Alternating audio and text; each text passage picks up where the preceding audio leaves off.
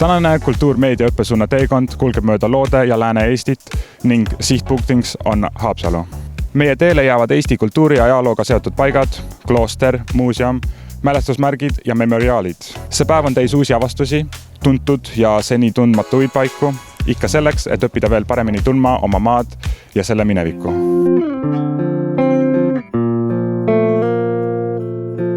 Siinsamas Keila vallas Karjakülas paikneb mälestuskivi, mis on pühendatud Eesti kirjanikule Eduard Vildele. Vilde oli Eesti kirjanik ja diplomaat, kriitilise realismi algataja ning silmapaistev Eesti kirjanduse esindaja.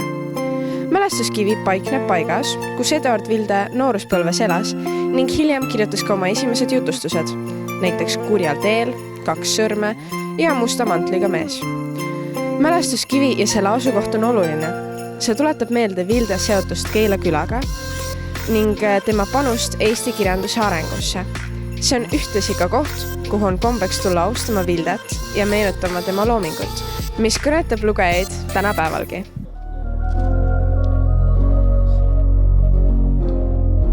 Seejärel liigume Kloogale, kus asub holokausti memoriaal. Klooga koonduslaager asus Harjumaal Klooga oleviku lähedalt Tallinnast 40 kilomeetri läänes. Saksa okupatsioonivõimud rajasid laagri 1943. aasta sügisel Virumaal paiknenud Vaivara koonduslaagri harulaagrina. Kogu see laagrite võrgustik oli ette nähtud juudi rahvusest vangide kinnipidamiseks, keda Hitleri juhitud Saksamaal kiusati taga nende rahvusliku kuuluvuse tõttu. Seda tunneme tänapäeval holokausti nime all. Eesti ajaloolased ja Eesti ajaloomuuseum on järjekindlalt püüelnud, et meile endile ja meie külalistele kujuneks siinsest toimunust tõeline pilt.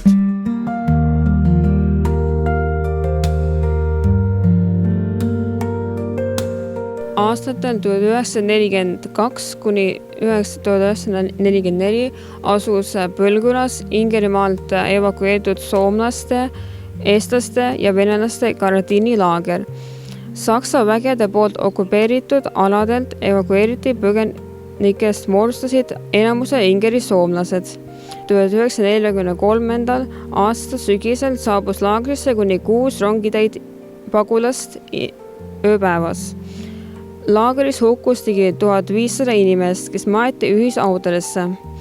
Esimene mälestusmärk rajati Põlgulas juba teise maailmasõja ajal, ent see hävitati.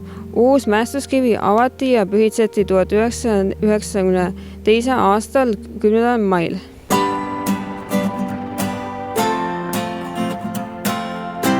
Poselius oli rahvahariduse rajaja ja kooliõpetuse suur edendaja. Tema tegevus 17. sajandi lõpus oli murranguline. Ta alustas 1684. aastal Tartus seminari, kus hakati koolitama Eesti talupoegadesse koolmeistreid. Poselius töötas välja ka uue lihtsam lugemise õppemeetodi, mille abil õppisid lapsed lühikese ajaga selgeks lugemise. Poseliuse varajane surm 1688. aastal katkestas küll tema isikliku töö, kuid tema algatus kandis vilja veel sajandeid.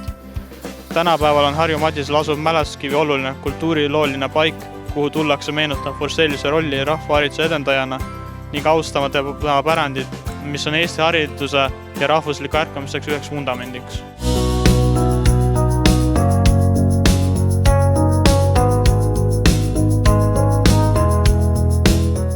Seejärel toob buss meid Paldiski linna, kus ekskursioonil näeme ja nõukogude jooksul suletud linna viitmekesist ja kirksat ajalugu. 17. sajandil rajasid rootslased Pakri neeme lähedale väikese kantsi. Peeter I valis 1715. Pakri lahe Eesti põhjaranniku teise sõjasadama. Ehitustööjõuks peamiselt sunnitöölised, kestis 1716 kuni 1726. 19. sajandi esimesel poolel Paldiski areng soikus. Linn jäi põhiliselt Tallinna kõrvalsadamaks. 1994. Vene sõjaväelased lahkusid Paldiskis. 1996. aastal sai Paldiski oma linnaõigused tagasi.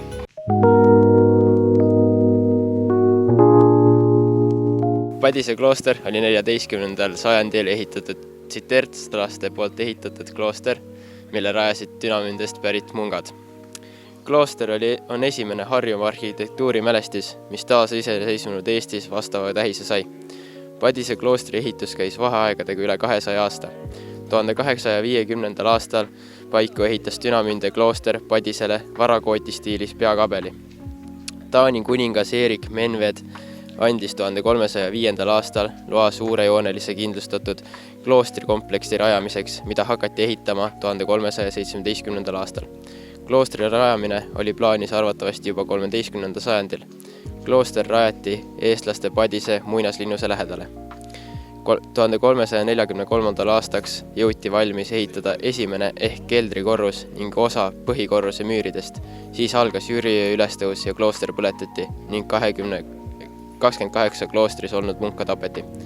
Aastatel 2018 kuni 2019 toimusid kloostris mahukad konserveerimistööd. Alates 2020. aastast on klooster avatud külastajatele.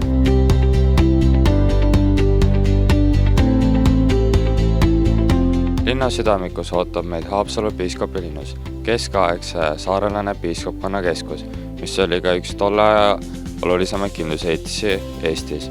Selle müürid on talletanud nii kaitse, usu kui ka kultuurilugu. Haapsalu piiskopilinnust on kindlustusena kasutatud 13 kuni 17. sajandini. 1260. aastate algul viidi saarelane piiskopkonna keskus ja ka selle residents Pärnust Haapsallu.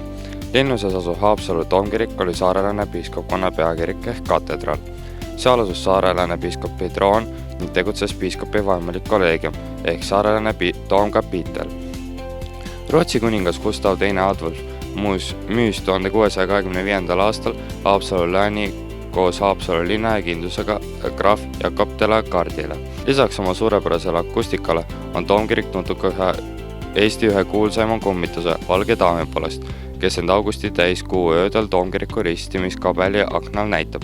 Valge daam on ilmselt kabeli ehitamise ajal 15 kuni 16 sajandi vahetusel ehitusmeistrite poolt sisse projekteeritud valgusmäng. Varem on Haapsalu linnuse varemtes korraldatud spordiüritusi, viimase all aga kontserte.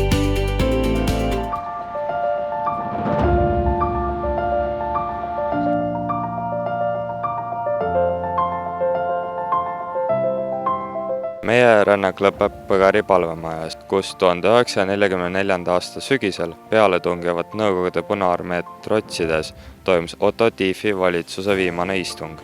See paik meenutab meile vabaduse ja omariikluse haprust. 18. septembril 1944, päev pärast Saksa vägede tagasitõmbamise algust, nimetas peaminister presidendi ülesannetes Jüri Uluots ametisse uue Eesti Vabariigi valitsuse eesotsas Otto Tiefiga. Tiefi valitsus võttis vastu otsuse Eesti iseseisvuse taastamise ja sõjas neutraalseks jäämise kohta. Tief suri 1976. aastal Eestis Ahja haiglas.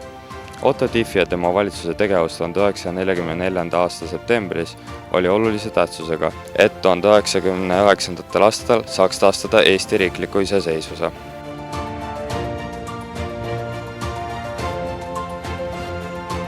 Meie teekond loode ja Lääne-Eesti kultuuri- ja ajaloopaikades on jõudnud lõpule. See päev on näidanud, et ajalugu ei ole ainult kauge minevik. See elab kohtades, kuhu astume ja lugudes, mida meenutame. Meie ülesanne on neid lugusid hoida ja edasi anda, et paremini mõista iseennast ja oma rahvast.